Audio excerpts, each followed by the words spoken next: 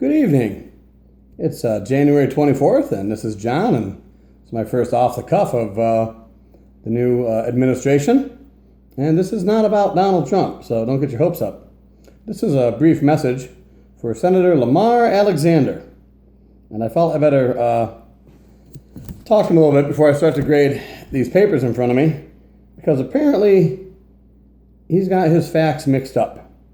Most recently, I heard him say, or he was reported to say, by what I assume is the real media, because that's where I got it from, that he says Betsy DeVos stands for what the majority of Americans want. Well, I have a couple of questions. First of all, when did you ever care about what the majority of Americans want? Let's check your history out a little bit, shall we? Common Core. A lot of Americans, made it very clear they were not happy with Common Core, and this was across the nation. But you continued to support Common Core. Then ESSA came out, and that was a big kumbaya moment. You said how great ESSA was, and I'm sure the majority of Americans supported that, right, Lamar?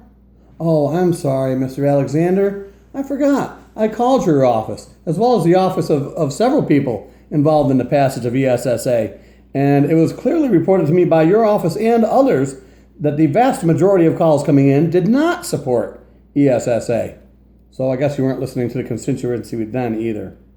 I know.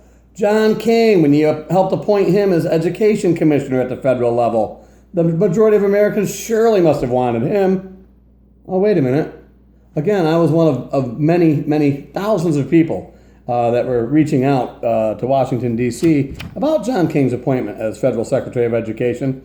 And guess what? Once again, your office and that of others told me that, man, the vast majority of calls coming in regarding Mr. King were not very flattering and certainly not supportive of his appointment.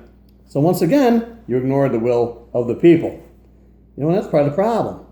Those three things are three examples of you being part of that swamp that President Trump claimed he wanted to drain. So boy, I sure wish he'd pull the plug on you, Lamar, because now you come out and did you even listen to Betsy DeVos and her interview? And I'm sorry, the kids of our country deserve more than 5 minutes per senator or per whoever is on the panel to question her and rebuke and rebut and have a conversation with that woman. We're talking about the children of our nation. And I'm pretty sure if you talk to the folks in Michigan, the majority of them aren't in favor of what Miss DeVos stands for. As a matter of fact, I've talked to several groups, and while some people are like, the whole idea of the school choice and the whole voucher thing in charter schools, the majority of people I talk to, whether they're educators or parents, and I'm not talking about educators that are parents, I'm talking about the two different groups.